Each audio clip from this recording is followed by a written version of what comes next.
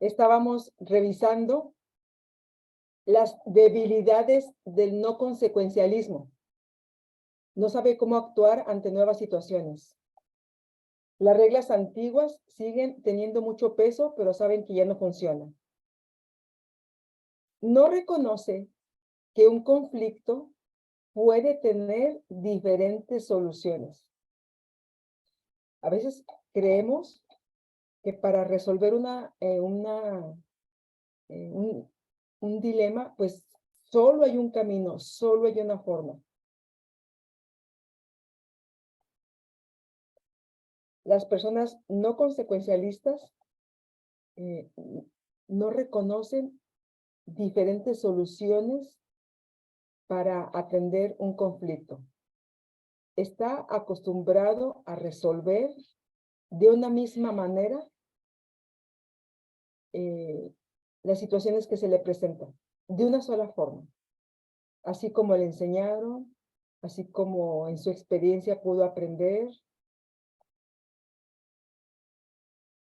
Otra debilidad del no consecuencialismo es que tiende a ser una ética rígida, legalista y absolutista. Sustituye el vivir la vida de fe por el mero cumplimiento de la regla. Una ética rígida, legalista y absolutista. Yo creo que vivir la vida en la fe es una gran experiencia. Nos rehumaniza, pero cuando se tiene una ética rígida, legalista y absolutista, le interesa más el cumplimiento de la regla que la experiencia de la fe. Entonces, esta es otra debilidad del no consecuencialismo.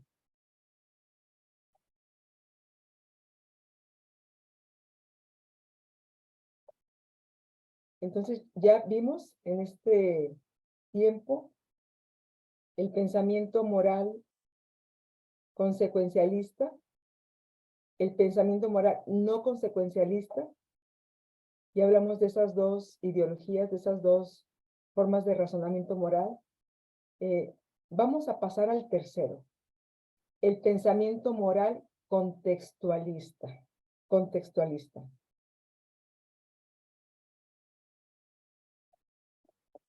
Este tipo de razonamiento tiene que ver con relaciones y funciones más que con normas y reglas. Si el pasado eran normas y reglas para obedecer, este tiene que ver con relaciones y con funcionalidad. El pensamiento contextualista se preocupa y se ocupa especialmente en las personas y en la comunidad. La persona está en la base de todo conocimiento ético. La persona está en la base de todo conocimiento ético. Es una ética en busca de la eficacia. Esta ética moral contextualista, según nuestro autor, surgió en los años 60. No tiene mucho, ¿verdad? Y se definió como la nueva moralidad. La nueva moralidad. Solamente existía la de los fines y el otro pensamiento que se basaba en las normas, en las reglas, en los principios, en las leyes. Entonces, esta ética contextualista surge como una nueva moralidad. En América Latina, este pensamiento se relaciona mucho con la teología de la liberación. Critica los sistemas de opresión y dominación, físico, cultural, social, en todas las áreas, en el campo de la ética. Critica todo ese sistema que oprime, que domina, que hace desaparecer la cultura, la esencia de los pueblos. en un afán por hacerlos a todos parejos, así todos iguales. Hay un dibujante, ay, no me acuerdo su apellido, es italiano el dibujante, hizo eh, hizo un dibujo que me llamó muchísimo la atención en el área educativa. Está el edificio de la escuela, el edificio, y por un lado, como si fuera un flujo así de producción, por un lado entran los niños y pasa diferentes procesos y luego por el otro lado va saliendo. Pero aquí lo que me llamó mucho la atención de este dibujante, Panotti, no es Panotti, es otro. Muy bien. Entran los niños, algunos con el pelo despeinado, sonriendo, chiquitos, grandes, diferentes realidades, etc. Y van pasando por un proceso educativo de la escuela, donde al final el producto son puros niños, todos bien derechitos, viéndose al frente, peinados de la misma forma, todos con lentes, manteniendo todos la misma actitud. Y decía él, ¿qué estamos produciendo en la escuela? ¿Qué estamos produciendo? ¿Qué estamos haciendo con toda esa personalidad de los niños que nos llegan de diferentes maneras de pensar, de actuar, de vivir? ¿Qué estamos haciendo? Estamos haciendo un solo modelo donde todos se parecen, donde copiamos el modelo, donde queremos que más que eh, de decisión o de elección, estamos haciendo que salgan todos una humanidad en serie. En el pensamiento moral contextualista, la persona está en la base de todo conocimiento ético, no las reglas y las normas. Es una ética en busca de la eficacia. Critica los sistemas de opresión y dominación. Silva Gotay, un escritor que menciona el autor, llama antiética, fíjese bien, antiética al sistema de leyes, normas y principios, así que pudiéramos decir que son universales, que no se pueden cambiar. Ese sistema de leyes, normas y principios se le llama antiética. Cada decisión ética merece una atención particular y un examen a fondo de la situación. Cada decisión ética merece una atención particular y una revisión a fondo de la situación. Nosotros todos los días nos enfrentamos con dilemas éticos. ¿Qué hacemos? ¿Qué tipo de verdura compramos? ¿Cómo preparamos las cosas? ¿Cómo cuidamos los recursos naturales de la casa, el agua, la electricidad, el gas? ¿Cómo cuidamos el medio ambiente? Nos gusta estar caminando, utilizamos una bicicleta, utilizamos el coche. ¿Qué hacemos con los productos que se pueden reciclar, como el vidrio, el plástico de determinada categoría, el cartón? Los guardamos, los reciclamos, los tiramos. ¿Cómo hacemos con la basura? La separamos, utilizamos esa basura biodegradable para que sirva como abono para nuestras plantas. ¿Qué estamos haciendo? ¿Cómo estamos nosotros eh, tomando esas decisiones éticas todos los días en nuestra vida? Cada decisión ética merece una atención particular y un examen a fondo de la situación. Ningún problema ético puede resolverse en forma mecánica. Cada creyente debe prestar atención al contexto de la sociedad en que vive y de la comunidad de fe de la que forma parte. Es importante, hermanas y hermanos, que nosotros estemos observando la realidad que tenemos, dónde vivimos, cuál es el contexto social, económico, político, cultural.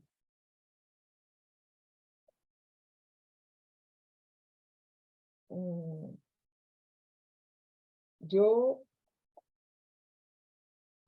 tuve una experiencia fuerte, pero bueno, gracias a Dios me percaté, yo creo que en la primera conferencia, fui a dar una serie de conferencias a una iglesia del este de Estados Unidos y después de dar la clase de introducción y como una forma de hacer una ilustración, mencioné que quienes de allí tenían su coche asegurado o su casa asegurada. La importancia de tener un coche asegurado y una casa asegurada fue como un preámbulo para una reflexión que íbamos a hacer acerca de la seguridad que tenemos en Dios. Pero fue muy inapropiado mi ejemplo, fue muy fuera de la realidad mi comentario, porque gran parte de los hermanos que estaban allí, ellos habían llegado a Estados Unidos de forma irregular, entonces no podían tener ni un coche ni una casa, por la situación legal por la que estaban viviendo en ese tiempo. Y menos, aparte de que no podían tenerlo, no podían asegurarlo. Entonces, pues realmente fue muy inapropiada, fuera de la realidad, no tenía ningún significado para ellos la plática que yo estaba haciendo para ilustrar el tema que íbamos a tener.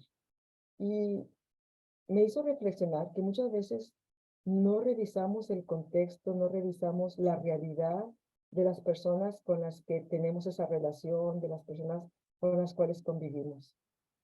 Entonces, hay que ver que ningún problema ético se resuelve de manera mecánica y nosotros debemos prestar mucha atención al contexto que vivimos, la sociedad en que vivimos, cómo es la comunidad de la que formamos parte.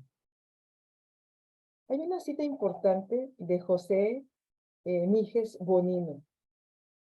Esta persona es un teólogo metodista, es argentino, por cierto, autor de varios libros.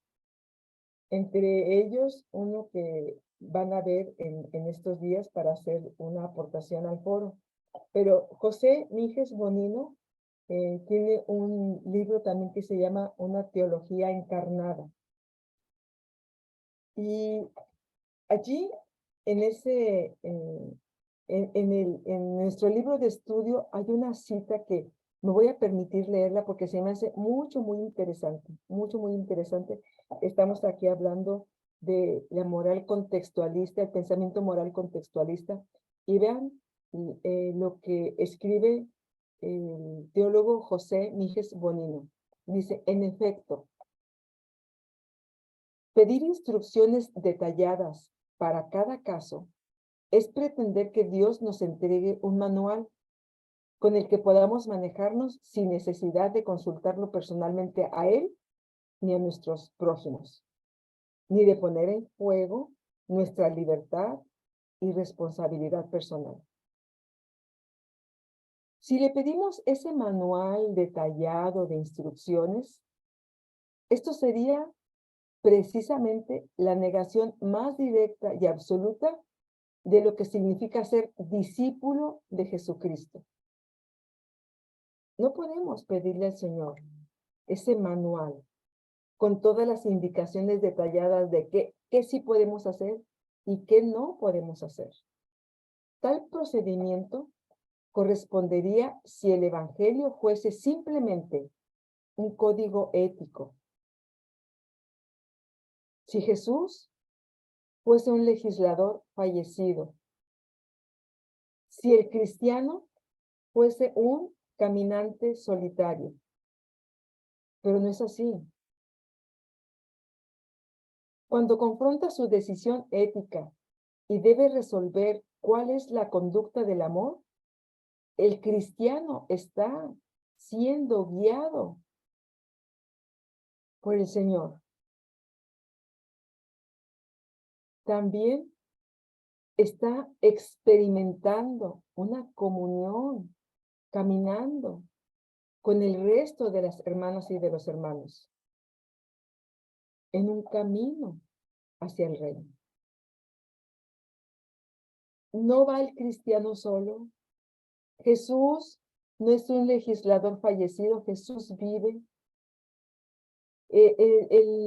Ese manual, ese código ético, el Señor no nos lo da, porque nos da también esa capacidad de poder elegir, de poder actuar, nos da esa libertad como discípulos en Jesucristo. Entonces, es en esa relación dinámica, en ese vértice viviente, donde se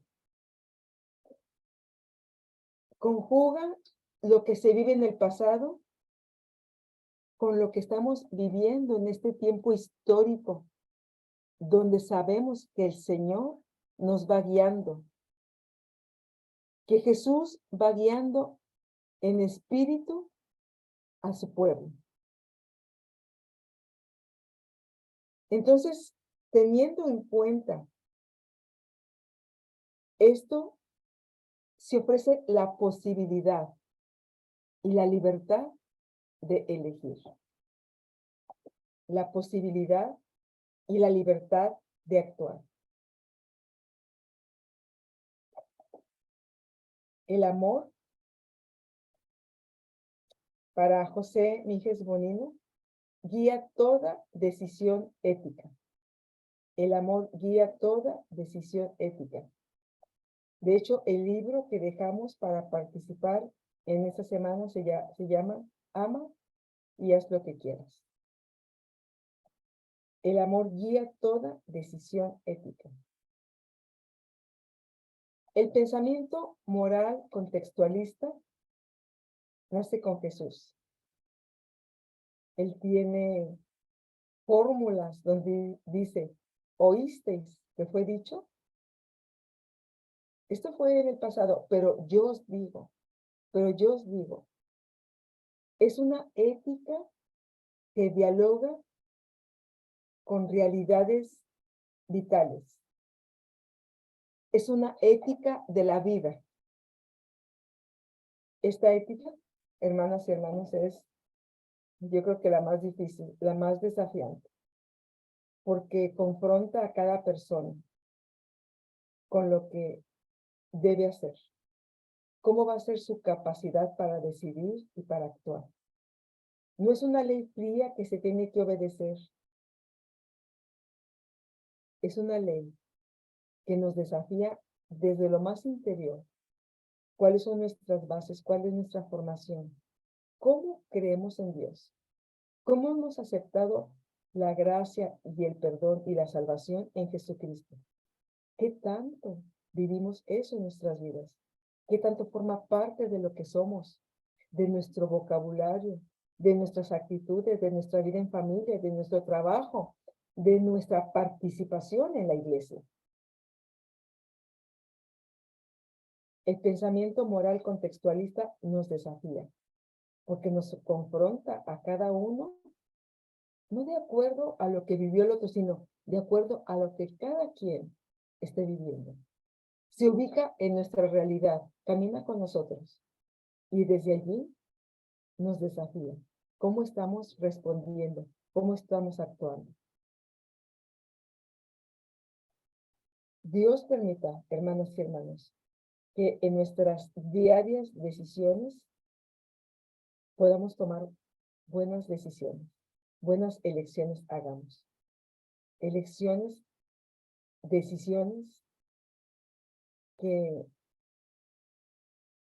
le den orientación y sentido a nuestra vida como creyentes. Saber que no estamos solos, que el Señor sigue caminando con nosotros en nuestra realidad, por más conflictiva y por más complicada que nos parezca. Allí va el Señor, acompañándonos en el camino.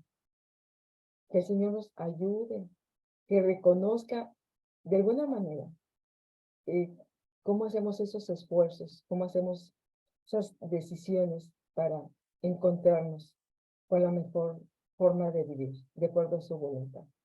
Ese es el pensamiento moral contextualista. Pero vamos a ver, ¿cuáles son las debilidades? Así como vimos las debilidades del consecuencialismo, del no consecuencialismo, vamos a ver ahora cuáles son las debilidades del contextualismo. Generalmente, el contextualismo es relativo. Puede perder su orientación frente a la realidad. Como no admite leyes, ni normas, ni reglas, ni principios, entonces puede perder su orientación, puede perder el blanco, hacia dónde vamos, hacia dónde nos dirigimos. Esa es una debilidad del contextualismo. En el consecuencialismo, la meta es Cristo, allá está, y hacia allá vamos. Pero aquí, más que las metas, es la relación con las personas. El contextualismo es desafiante porque le deja la responsabilidad de decidir a cada creyente. No es como el no consecuencialismo, donde se van diciendo las normas, las reglas, vas bien, tienes que seguir ahora, paso 1, paso 2, paso 3. Esa actitud libera al otro de la responsabilidad moral. Pero en el contextualismo, aquí, cada persona asume la responsabilidad de decidir. Cada quien la asume. Y es cierto, a veces nos enfrentamos a situaciones que ni siquiera nos habíamos imaginado. Que ni siquiera nos viene aquí a la mente alguna respuesta, alguna solución. Por eso es bueno pedirle sabiduría al Señor. Discernimiento. Es una palabra que procuro decirle, Señor, dame discernimiento para saber elegir. El contextualismo es desafiante porque deja al creyente en la responsabilidad de decidir. Además de desafiante, es subjetiva. Depende de muchas circunstancias. Cada caso merece una atención diferente. Y es también individualista.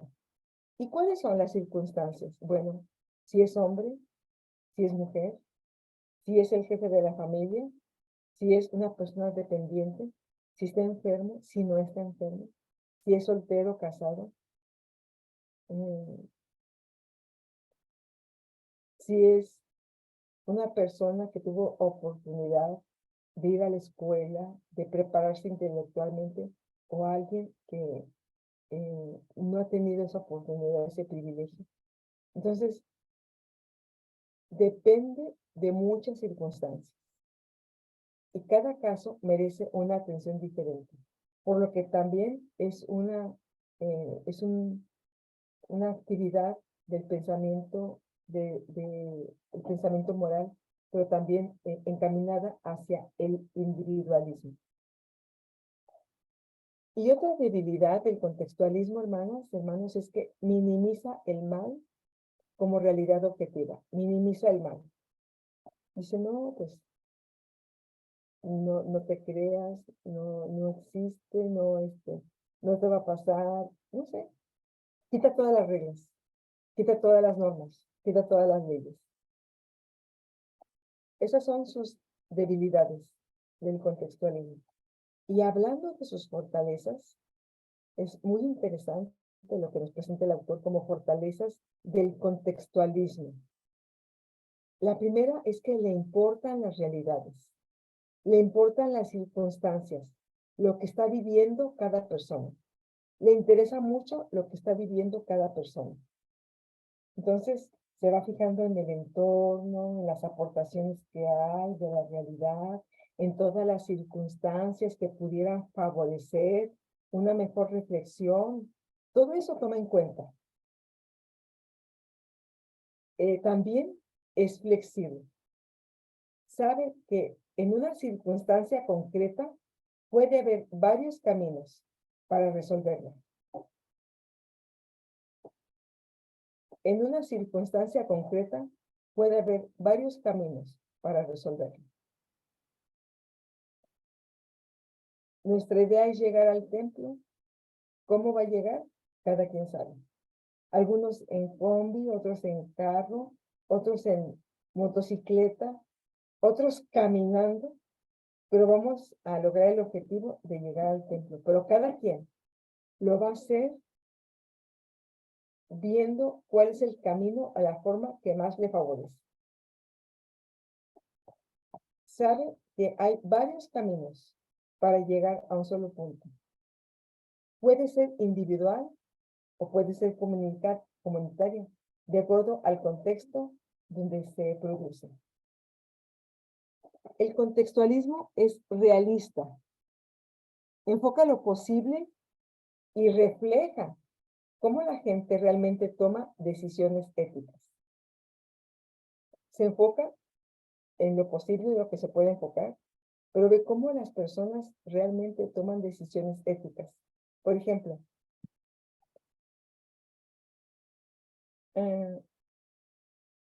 supongamos que una persona roba comida. El hecho de robar es malo. Esta persona está robando comida y no es lo mismo que esa persona que está robando comida viva en un ambiente de pobreza extrema,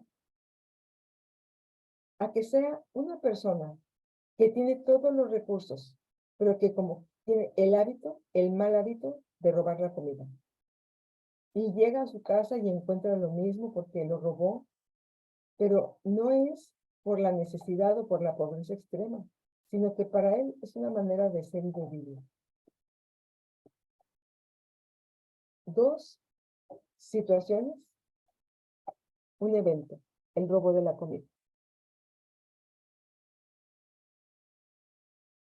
¿Cuándo se justifica?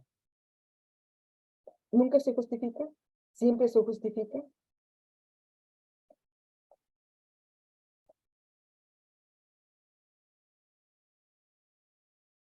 La fortaleza del contextualismo es que es realista, porque enfoca lo posible y refleja cómo la gente realmente toma decisiones éticas. Y tenemos aquí el ejemplo de esta persona que está robando comida. O hay otro ejemplo, el de la eutanasia, esa doctrina sociológica que ayuda a las personas a bien morir. La eutanasia, darle a la persona que sufre en extremo una muerte digna, una muerte digna. Esta situación, esta eutanasia, nosotros, pues, no está permitido aquí en México, no es una ley que se pueda cumplir. Entonces, la eutanasia, muerte digna, como se le llama también, es considerada correcta en algunos contextos, en algunos países, por ejemplo, en Bélgica, en Canadá, en Colombia, en España, en Nueva Zelanda y algunos más. Allí, la eutanasia es un sistema permitido, un sistema permitido.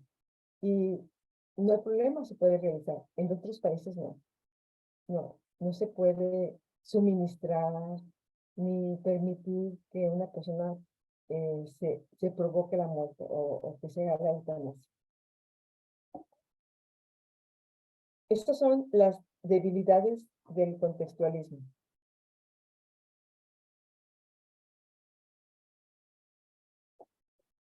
Le importan las realidades, perdón, las fortalezas del contextualismo. Le importan las realidades, es flexible, puede ser individual y comunitaria y es realista. Enfoca lo posible y refleja cómo la gente realmente toma decisiones éticas. Fortalezas del contextualismo. Pasando a otro punto, se llama elementos formales de la ética.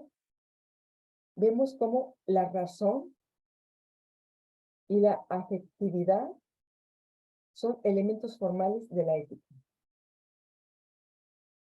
La ética reúne dentro de sí la razón y la compasión, cerebro y corazón, razón y afectividad,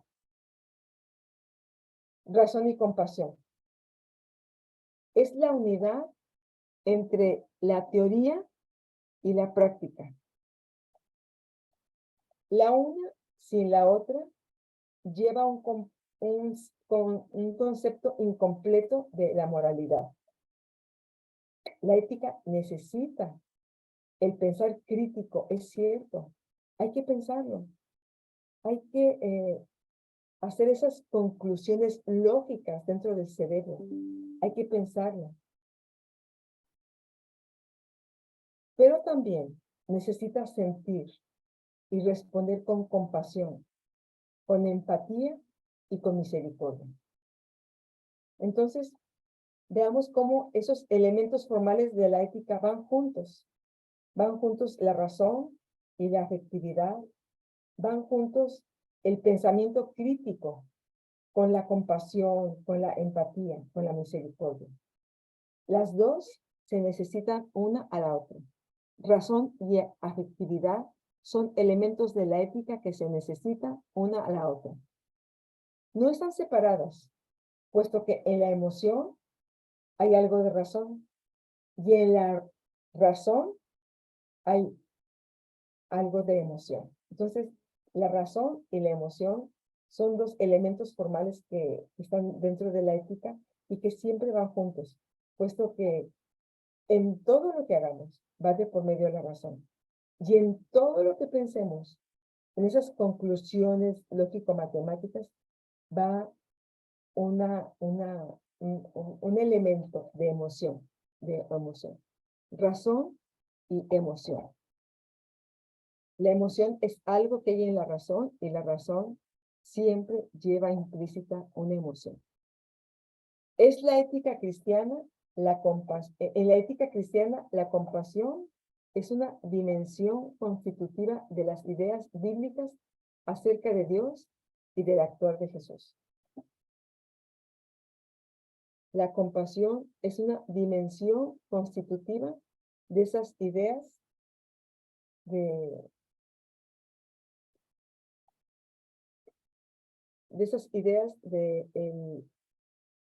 actuar de Jesús.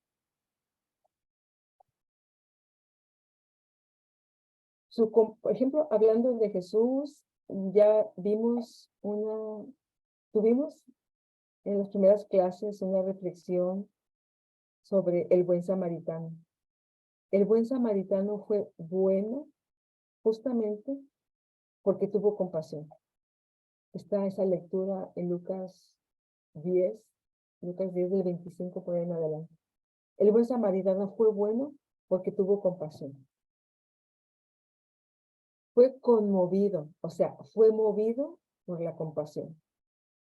El samaritano actuó en forma correcta. Tuvo esa capacidad de empatizar, de establecer esa relación con el hombre herido. Su compasión se convirtió, según Jesús, en la conducta moral adecuada a seguir. Cuando Jesús le pregunta al maestro de la ley, ¿quién tuvo compasión? ¿Quién tuvo misericordia con su prójimo? El maestro de la ley no pudo mencionar que era el samaritano, porque tenían prohibido mencionar esa palabra. Entonces dice el que actuó por misericordia. Y Jesús le dice, ve y haz lo mismo. Ve y haz lo mismo. La compasión y la empatía son columna vertebral de la experiencia cristiana. La compasión y la empatía son esa columna vertebral. La razón y la afectividad o emoción van juntas. Todo razonamiento moral toma en cuenta la razón y la afectividad.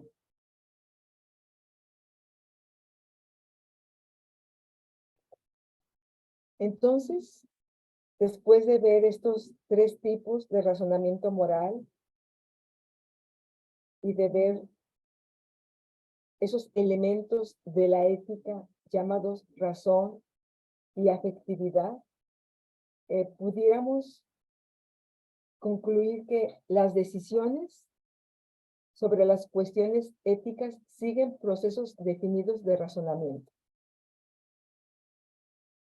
Vimos esos tres tipos de razonamiento.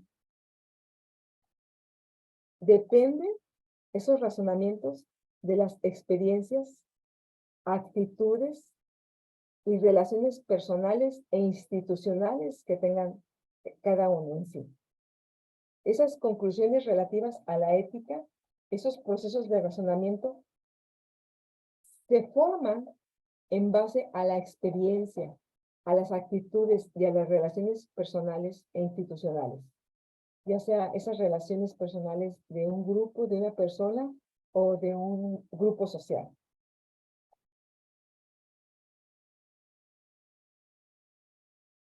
Esas conclusiones nunca son intelectuales, involucran a los sentimientos. Esto es su fuerza y lo que posibilita su relevancia. En verdad, la ética une esas dimensiones cognitivas y afectivas con el fin de poder responder de tal modo que se potencie la plenitud de la vida humana en sus aspectos personal y social. La ética une esas dimensiones. El conocimiento y la afectividad las une con el afán de poder responder de tal modo que la persona potencie su plenitud y pueda responder de manera personal y de manera social en la comunidad donde vive. En todo proceso de razonamiento moral entran en juego ciertos valores que sirven tanto para justificar la metodología empleada como el fundamento de la propia conclusión. Entonces, ya vimos estos tres tipos de razonamiento moral y vimos también la razón y la efectividad en su trato con la ética. Vimos esto en este capítulo 3, el razonamiento moral. El siguiente capítulo nos va a seguir ayudando a identificar qué hacer, cómo hacerlo. Vamos a ver en el siguiente capítulo, en el número 4, el tema de los valores. ¿Cómo operan, cómo funcionan los valores en el proceso de discernimiento moral? Bueno, pues por hoy es todo. Muchas gracias por su asistencia. Muchas gracias por los hermanos que participaron. Si tuvieran ahorita algún comentario, alguna aportación.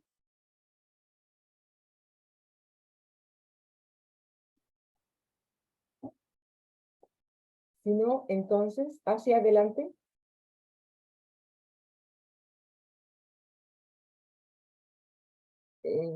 No sé quién está en el Galaxy Tab. Hermanita, lo que pasa es que Esmeralda, no es Esmeralda, ¿verdad?